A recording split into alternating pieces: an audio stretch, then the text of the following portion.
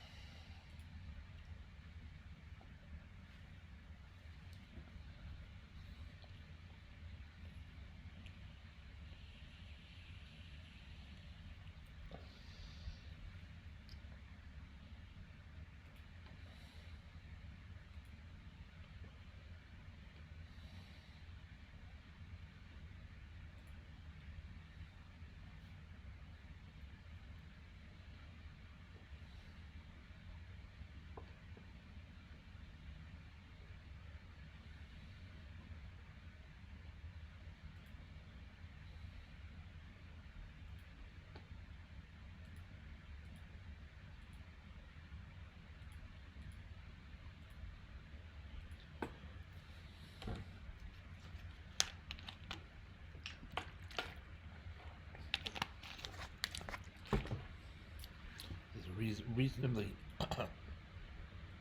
till about here. This is a reasonably common set of opening moves. I don't know if it's here. It's listed as such, but this is a pretty commonly seen set of opening moves.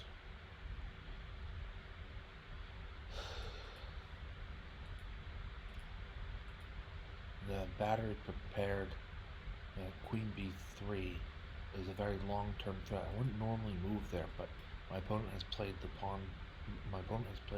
pawn to c6, which blocks his knight from ever becoming an effective disruptor of this battery.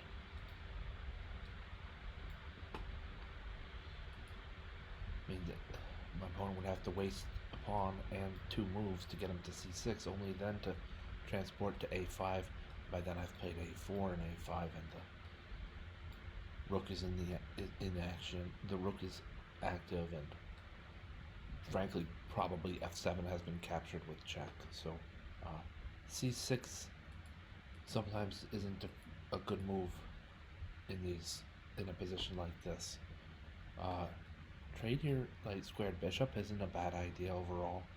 You might play knight c6, knowing that d5 is coming, so then maybe not.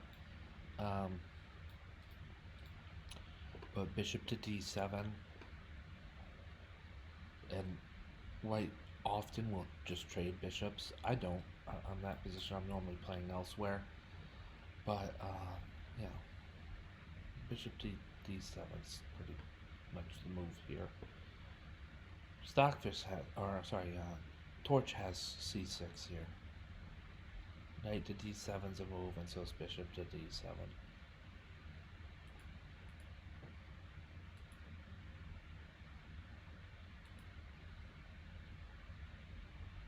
Queen to b3, so checking my play, I might have played knight f3, just a more direct opening move.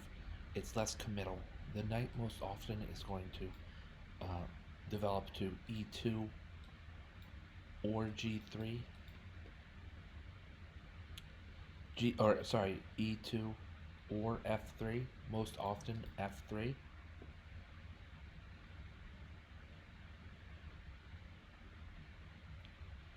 So moving the queen to b3 robs her of a lot of options she might have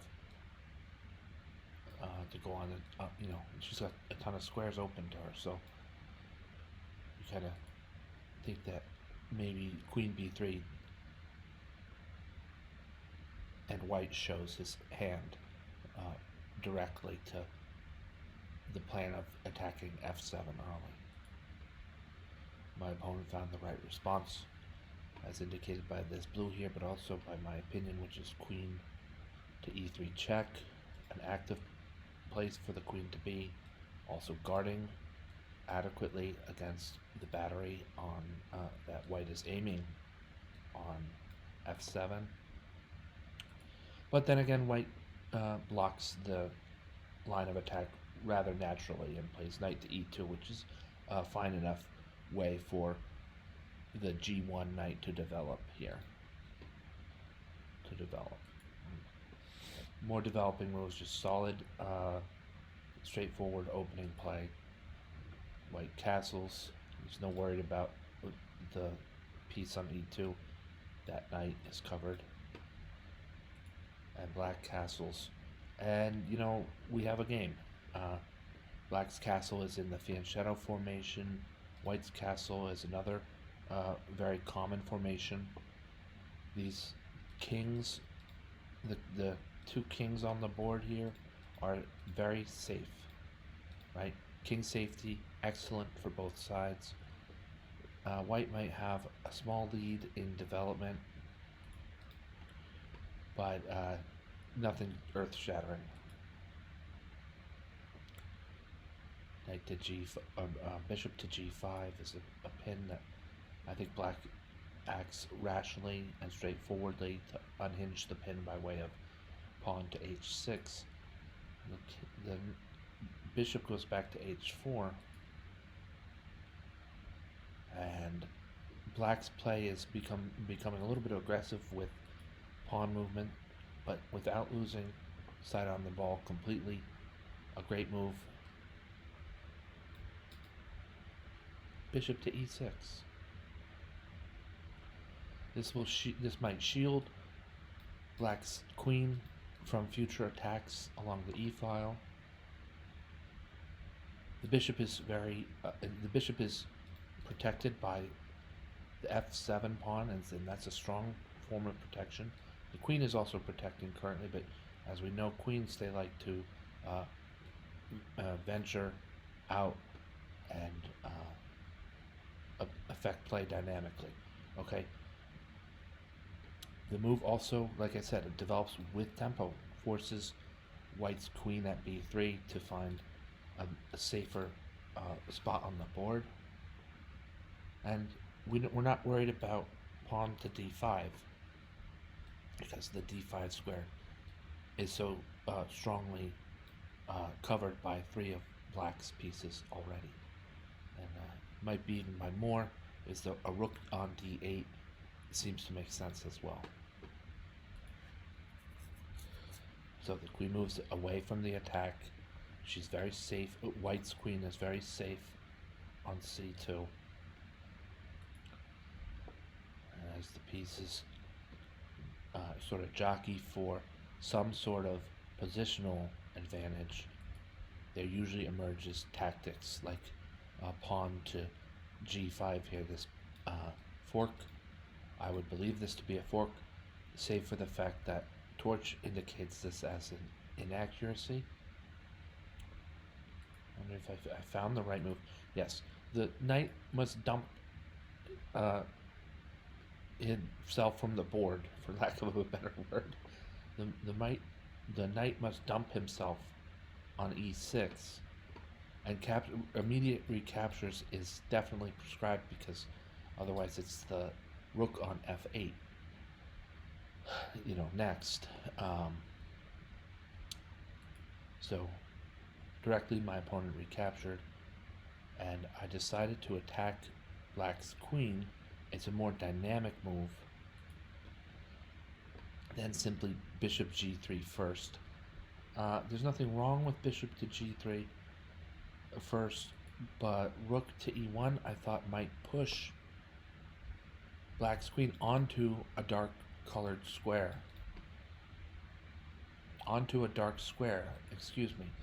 That the move rook to e1 might push Black's queen onto a dark square, and then the bishop moves to g3, and with tempo, because the queen must now find some place to be safe. It's not entirely clear that she has somewhere safe to be. Maybe b4.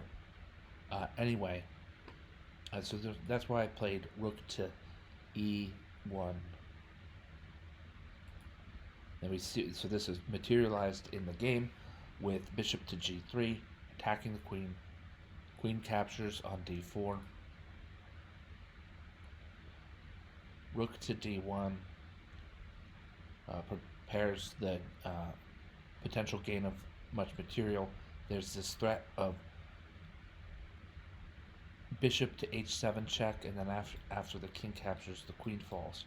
So my opponent's going to slide out of that, and queen to b4, according to Torch, is not the way. I'd say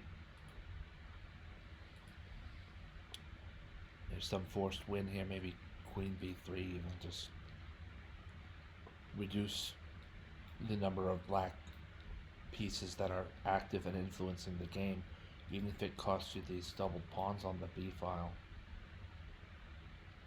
and of course your queen as well.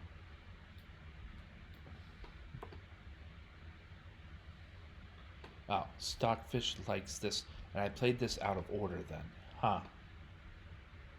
The bishop moves to d6 to lure the queen back. Queen captures on d6. Bishop h7 check. King captures on h7, and then rook takes d6. It's rather marvelous. Let's take a look at that on practice. It's white to move this queen is getting bullied around left and right. And she moves there.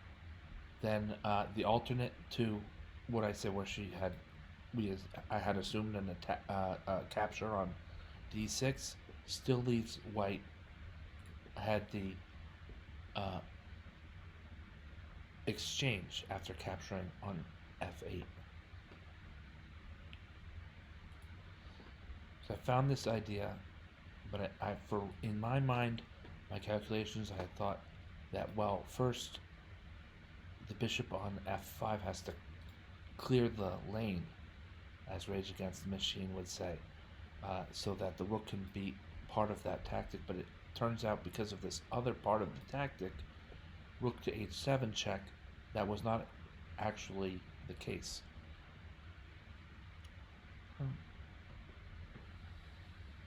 What to say then about bishop to f5? Look, bishop to f5 misses an advanced tactic.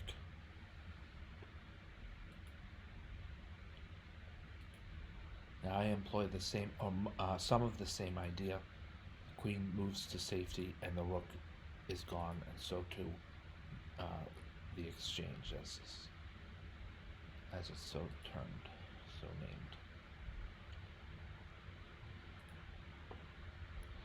Trading off equal value of pieces. You know, I'm a pawn's worth of material for the better here. I pretty much have a rook,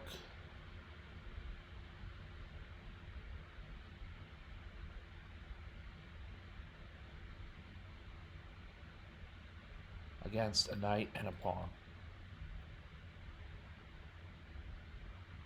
When you're facing a situation like this, I prefer to have two rooks rather than one rook.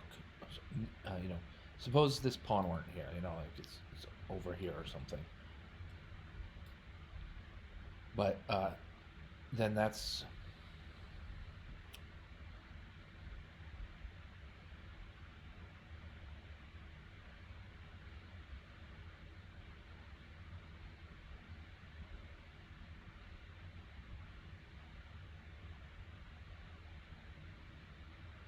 sorry. Suppose this pawn weren't here. It's over here, or somewhere, it's off the board, right? And so then the material is technically even. As we approach more and more towards the end game, more gravity, I'm going to prefer the two rooks.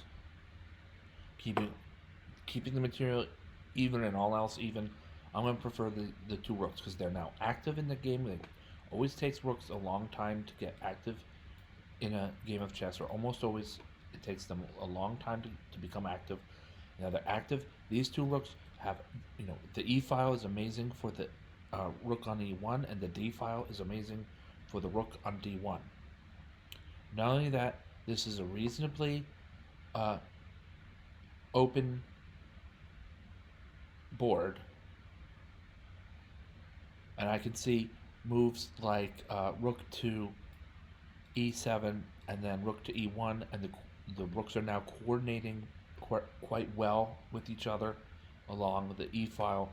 And not only that, maybe you make a move along the 7th rank. It doesn't even have to consume the A7 pawn, but why not, in case he does. And then the next rook comes to E7, and these are doubled rooks horizontally on black's 7th rank, and that type of formation is well known to be very destructive, very powerful for the side that possesses those two rooks. Earlier on in the game, there's pawns in the way. There's still a castling that needs to be made before this rook can become so central and excellent. This one's waiting for the knight to get out. All these kinds of stuff. And now, as the board is reasonably open, they're hitting their stride. So I would prefer the two rooks to I would prefer the two rooks to a rook, a knight, and two pawns. That's not all that there is about this position. We've got queens, knocking on some kind of potential mate threat. We've got another queen forming a battery with a bishop and so on. But all else being equal, 2 rooks is better in the endgame.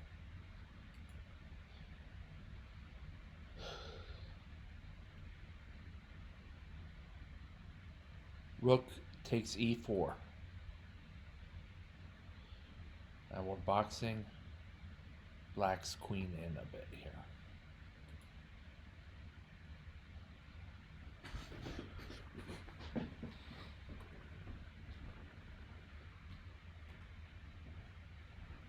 So I usually like to turn the HVAC off when I'm explaining. I don't mind it when I'm playing because there's not much for me to say, and I was late this time, so please excuse me about that issue. All right, so this part of the game, I think, was well played and tactical. It's good to see that. It's just fun to see that. Oh, when I open up my mouth, my big mouth, so to speak. Probably just capture the rook here, right? Rook takes g7, king takes g7. That doesn't make sense. Oh, rook takes g7, giving back the exchange, but in a way that black has so many aggressive options with which to attack. Let's play this out here. All right, this is a reverse rook a reverse exchange sacrifice. I looked at this and I thought that might work, but I also thought so might rook to e1 checkmate. I didn't want that, so kind of tiptoeing around the danger, I played the move rook to d7. The rooks traded themselves, but better was rook takes g7. Better was rook takes g7, check. Now let's find why this is better.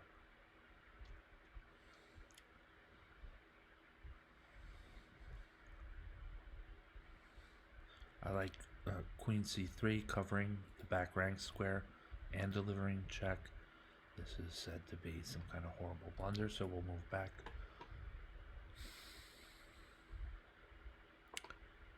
Yes, most directly then. Rook to d7 checkmate. Why?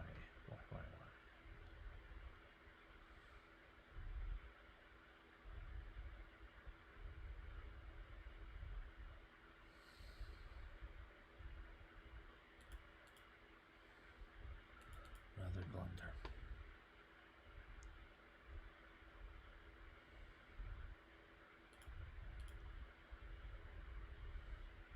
See, at black's hand, we know black's hand must be forced here, or he wouldn't be throwing away a full rook like this.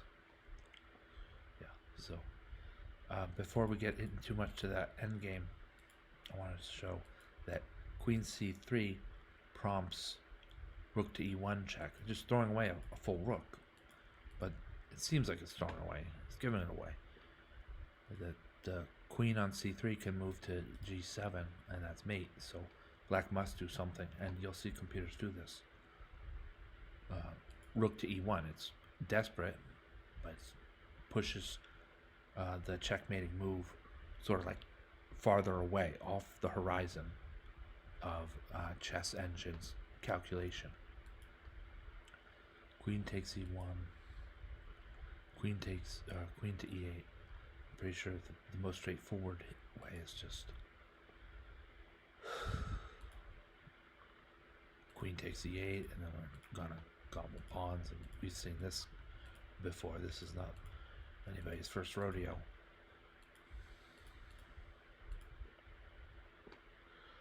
Sound a bit like one of the co-founders of chess.com there. Don't you think Danny would say something like this isn't necessarily anybody's first rodeo? I don't know. Don't need to put words in Danny's mouth, but it sounds like something he might say.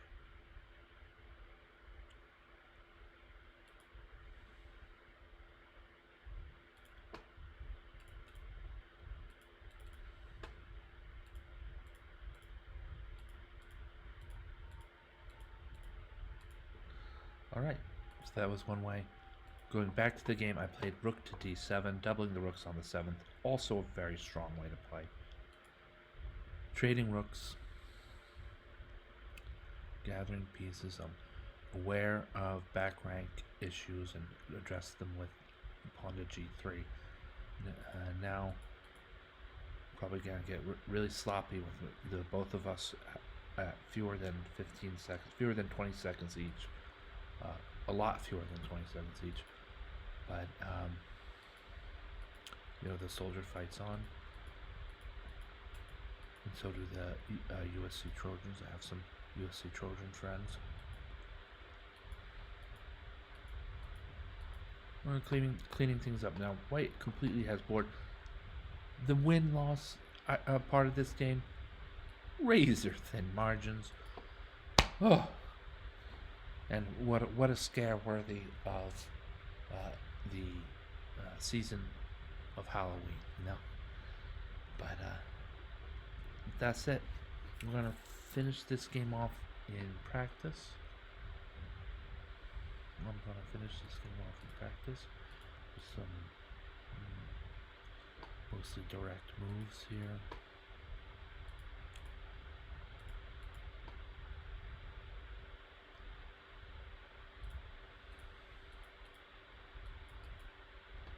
Oops.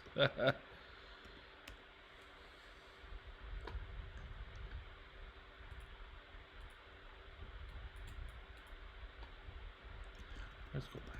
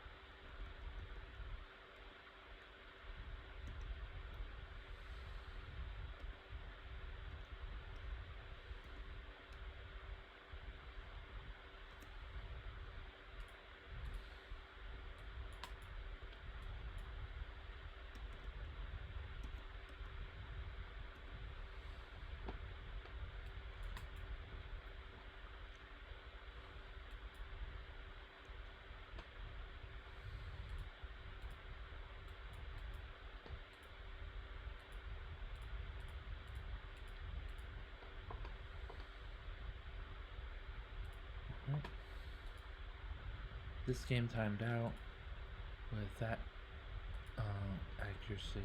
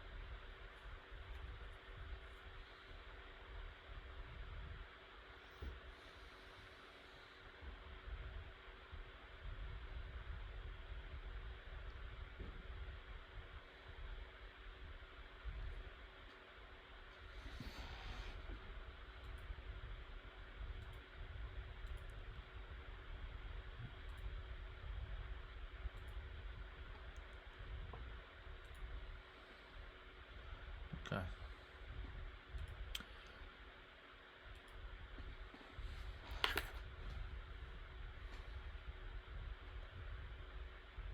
Alright. Thank you so much for watching. I'm More Gravity. Have a great night.